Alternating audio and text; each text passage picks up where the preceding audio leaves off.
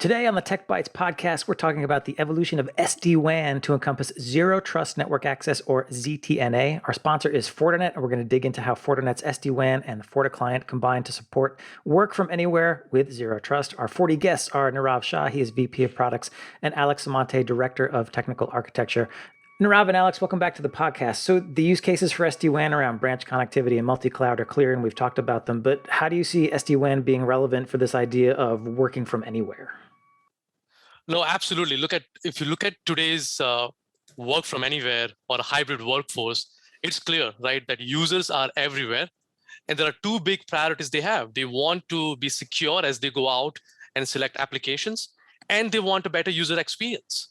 This is where we think SD-WAN is very relevant in this idea of working from anywhere. But let's take a step back. Think about SD-WAN evolution. The first generation of SD-WAN was all about, users are at branch, and they are going and making sure that with this WAN path controller, having the better experience. In the second generation, we talked about converging the security and SD-WAN together. And you've seen today's security is the center of every SD-WAN discussion. And yet again, in this third generation, we really think as users are distributed, they have to make sure that the zero trust network access is built in. Because they are accessing application. Are they supposed to access those applications and not giving them an implicit access is the key point where SD-WAN is getting evolved from just a simple link load balancing to have a full platform with many different use cases. And that's very true, Nirav. I would say the security aspect from users working from anywhere has really come to light, obviously, in the past year and a half. So we need to make sure that not only are users allowed to get to the applications, but we're constantly checking that every time that they are accessing applications, we're making sure that they still can, rather than the single one-time check that we've been doing in the past.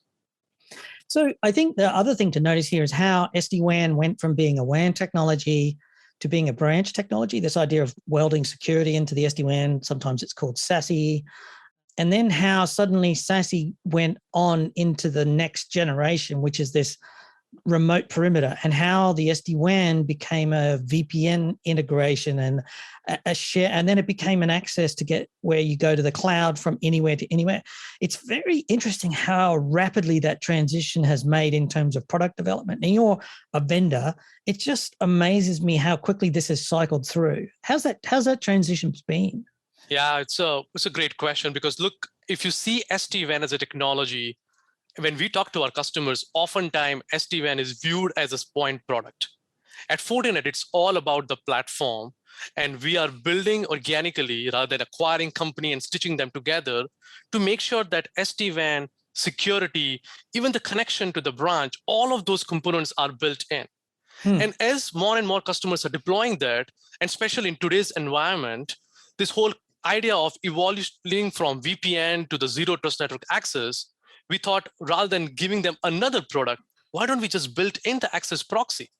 So yet again, rather than customer buying 3 or 4 different products, this is built in, no license required for SD-WAN, no license required for access proxy, and they can use all of this to have a simple way to manage those use cases, but at the same time, get that ROI, which is oftentimes required or marketing very heavily in an SD-WAN discussion. You raise a key point here that I want to light onto, because we've done a number of shows or interviews or Tech Byte podcasts where we've talked to your customers. And one of the constant themes we come out about why they like Fortinet SD-WAN is that it's not multiple different families of product with different licenses and different levels of licenses. And they don't need to spend months with spreadsheets working out what they have to buy and have to renew. It's just a product that I buy, and it's all one product. So they get the SD-WAN, the SASE, and the remote access. It's all just one thing. And that's unusual, I think, in the industry, still even today. So one of the things that we've seen for both SD-WAN, secure SD-WAN, and now ZTNA is that the components of that are kind of point products by a single vendor, and trying to orchestrate them all together can be very difficult with different versions, different features, and not necessarily a coherent way of making them all into a seamless product. Now with Fortinet, as Nirav said, we've been, bringing these things and putting them together into our products and making them work together. And that's probably the biggest and most important thing about the solution is it really does work together. A number of things are in the FortiGate itself, the access proxy, the SD-WAN, but we also do marry that with our endpoint, which is, basically for device access, and our enterprise management server, which provides the policy and continuous trust and validation checks. So to make sure that people are able to access everything. Making them all work together is really the challenge. So while many customers could have implemented some of these things today, the overhead in doing so was so overwhelming. They're just like, I can't deal with this.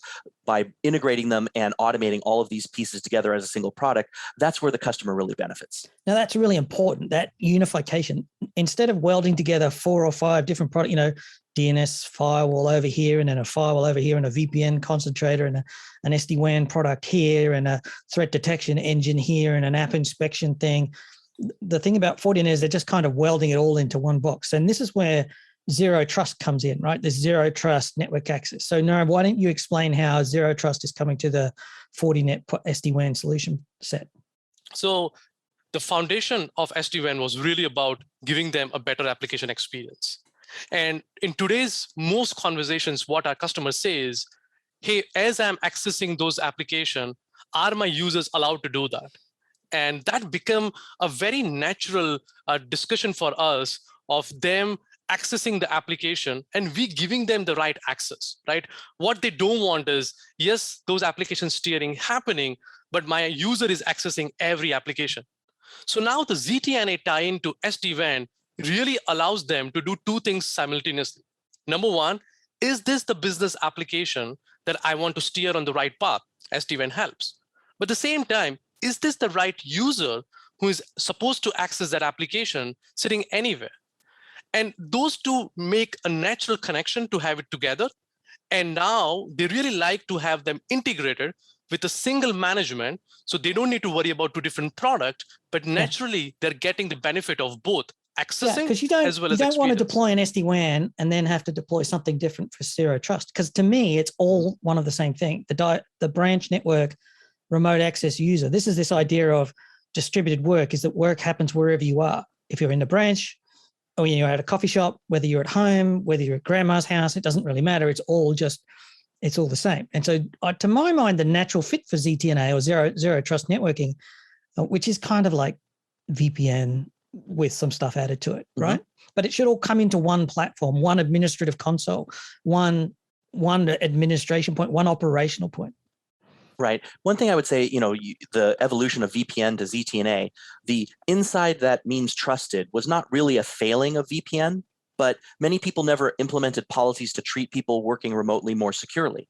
ZTNA does that automatically. That's the magic of the automation and the orchestration is you don't have to worry about that because, as Nirav said, the applications that you are looking at and the access you want to give is provided as part of the business logic, and that's the access you're going to provide to these customers that are working from anywhere. So you don't have to just say, well, they're on VPN, so they're automatically implicitly trusted.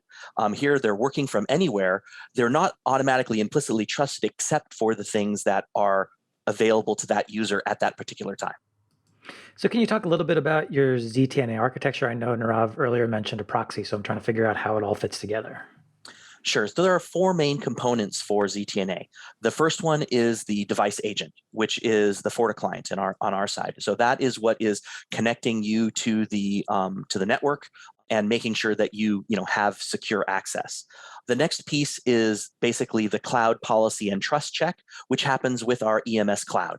What it's really doing is making sure you are who you say you are and continually doing that. So not just after the first connect, but after every application access that you're making. And then the cloud policy is really what access do you have? And they make sure that because it's in the cloud, no matter where you're going, it's available for you at the next piece, which is the enforcement point. And that's the application proxy in FortiOS. So you already have FortiOS. that has the application proxy to do the enforcement. It understands applications. It understands, obviously, the policy and authentication and the trust check that the EMS cloud is providing. And then from there, you have the optimization, which is SD-WAN. So as Nirav said, for customers that already have SD-WAN deployments, really all they're adding is the device agent and the cloud policy to bring that into ZTNA. And they don't have to change anything about their SD-WAN deployment, and they get the the access proxy along with that. So I'm guessing the policy aspect of ZTNA is actually the critical part and what maybe distinguishes it from a traditional sort of IPsec VPN. Is that right? And if so, how do I make sure, am I having to rebuild my policies from scratch? Can I import policies that I've already got? How does that work? So one of the big differences between ZTNA and VPN is the authentication and access. Many people, from a VPN approach, they'll authenticate because that will generally happen with the VPN. But then after that, they usually don't have any policy outside of that. We can take the existing policy from if somebody had a Fortinet VPN deployment and make sure that's there, but usually people want to enhance that with business policy or things that are application level. So the applications that Nirav was talking about that customers want to optimize, those are also the applications that they want to secure. So, just because you have access to optimize every different application doesn't mean you really want to do that for everything that they have. So those policies from a business perspective may not exist in the VPN existing world, and they may be new things you want to build on top of the existing VPN policies.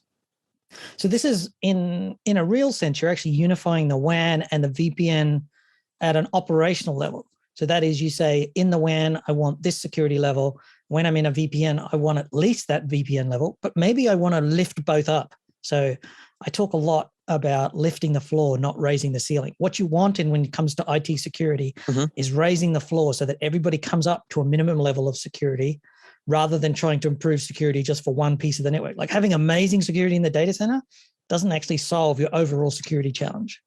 And this idea of unifying the policy around your remote access or your distributed work, the zero trust as we call it, it's all the same thing in ways, is actually going to lift that floor. So your security posture improves across the board. For ZTNA, one of the biggest kind of aspects for that is segmentation. So, you don't want to just improve security in the data center, as you say, you want to improve it all around. With ZTNA, we treat that work from anywhere location as another segment, and we want to keep it separate and secure when accessing other secure segments. And that could be in your data center, that could be on your corporate LAN, that could be out to the internet, however you want to divide that up. ZTNA really provides a higher level of segmentation than was possible with just VPN alone.